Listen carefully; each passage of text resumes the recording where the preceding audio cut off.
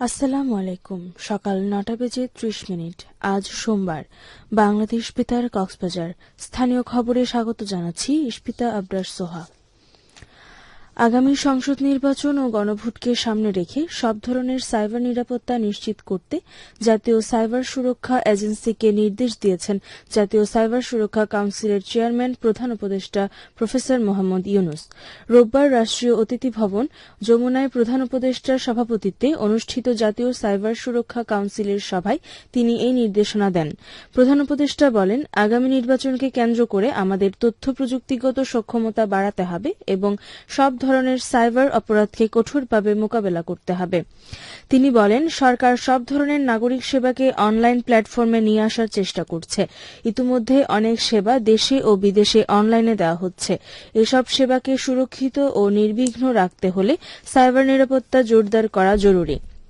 নাগরিক সেবার খাতগুলোকে বিশেষ গুরুত্ব দিয়ে বিবেচনা করার জন্য সংশ্লিষ্টদের নির্দেশনা দেন প্রধান উপদেষ্টা। আসন্ন ত্রয়োদশ জাতীয় সংসদ নির্বাচন ও গণভোট উপলক্ষে ভোট কেন্দ্র হিসেবে ব্যবহৃত প্রতিষ্ঠান বা স্থাপনা সংস্কার বা মেরামত, সিসি ক্যামেরা স্থাপন বা সংস্কার এবং ভোট কেন্দ্রে যাতায়াতের ভাঙা ও সংকীর্ণ রাস্তা মেরামত করতে স্থানীয় সরকার বিভাগের সচিবকে চিঠি দিয়েছে নির্বাচন কমিশন ইসি। গতকাল নির্বাচন কমিশন সচিবালয়ের নির্বাচন পরিচালনা ২ অধিশাখার উপসচিব মোহাম্মদ মনির স্বাক্ষরিত এ সংক্রান্ত চিঠি দেওয়া হয়েছে। এতে বলা হয়েছে, ত্রয়োদশ জাতীয় সংসদ নির্বাচন ও গণভোট উপলক্ষে ভোট কেন্দ্র হিসেবে ব্যবহৃত হবে এমন প্রতিষ্ঠান স্থাপনাসমূহ সংস্কার মেরামত, ভোট কেন্দ্রে সিসি ক্যামেরা স্থাপন সংস্কার এবং ভোট কেন্দ্রে যাতায়াতের ভাঙা ও সংকীর্ণ রাস্তা মেরামত প্রয়োজন হলে এ বিষয়ে নির্বাচন কমিশনের সম্মতির প্রয়োজন হবে না মর্মে নির্বাচন কমিশন সিদ্ধান্ত প্রদান করেছেন। আগামী ১২ ফেব্রুয়ারি বৃহস্পতিবার ত্রয়োদশ জাতীয় সংসদ নির্বাচন ও গণভোট অনুষ্ঠিত হবে। গত ১১ ডিসেম্বর জাতীয় সংসদ নির্বাচনের তফসিল ঘোষণা করার পর থেকে রোববার দুপুর ২:৩০ পর্যন্ত ২,৭৮০ জন প্রার্থী মনোনয়নপত্র সংগ্রহ করেছেন। এ সময়ের মধ্যে ৩১ জন প্রার্থী মনোনয়নপত্র জমা দিয়েছেন। গতকাল নির্বাচন কমিশন ইসি সচিবালয়ের পরিচালক ও তথ্য প্রদানকারী কর্মকর্তা মোহাম্মদ রুহুল আমিন মল্লিক এ তথ্য নিশ্চিত করেছেন। ইসি ঘোষিত তফসিলের প্রজ্ঞাপন অনুযায়ী আজ ২৯ ডিসেম্বর জাতীয় সংসদ নির্বাচনে অংশগ্রহণকারী প্রার্থীদের মনোনয়নপত্র দাখিলের শেষ দিন। এদিকে ত্রয়োদশ জাতীয় সংসদ নির্বাচনের মনোনয়নপত্র জমা দিয়েছেন বিএনপির স্থায়ী কমিটির সদস্য ও কক্সবাজার ১ চকরিয়া পেকুয়া আসনের প্রার্থী সালাউদ্দিন আহমদ। গতকাল উপজেলা সহকারী রিটার্নিং কর্মকর্তার কার্যালয়ে উপস্থিত হয়ে তিনি এই মনোনয়নপত্র জমা দেন। ইনকিলাব মঞ্চের মুখপাত্র ও জুলাই গণঅভ্যুত্থানের অন্যতম সংগঠক শহীদ শরীফ ওসমান হাদী হত্যাকাণ্ডের বিচারের দাবিতে কক্সবাজারে সড়ক ব্লকেট করা হয়েছে।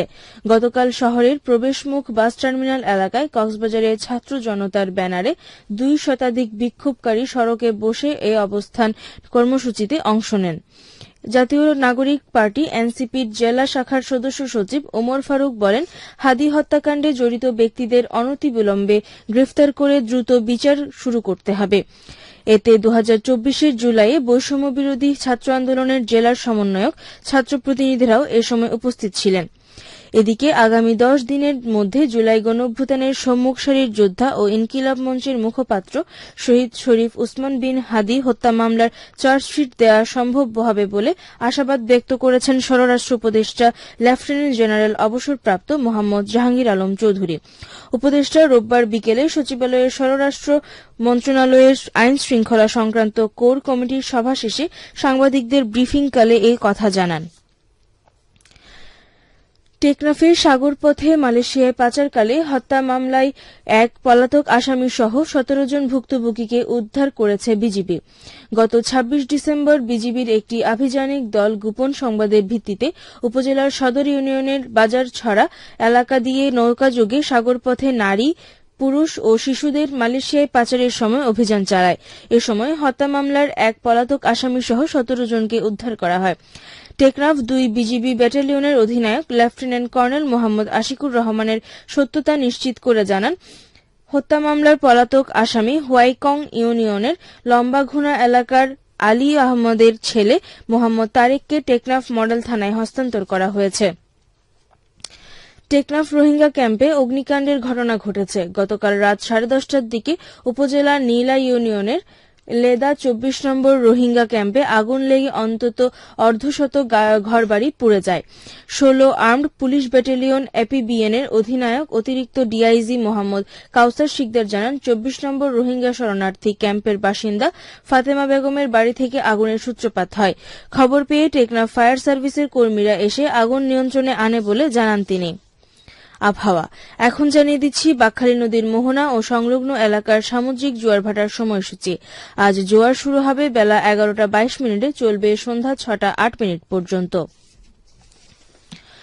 সবশেষে পর্যটক বার্তা। পর্যটন নগরী কক্সবাজারে আগত ভ্রমণ পিয়াসুদের সাগরের পানিতে নামার পূর্বে সাবধানতা অবলম্বন করার জন্য অনুরোধ করা হচ্ছে।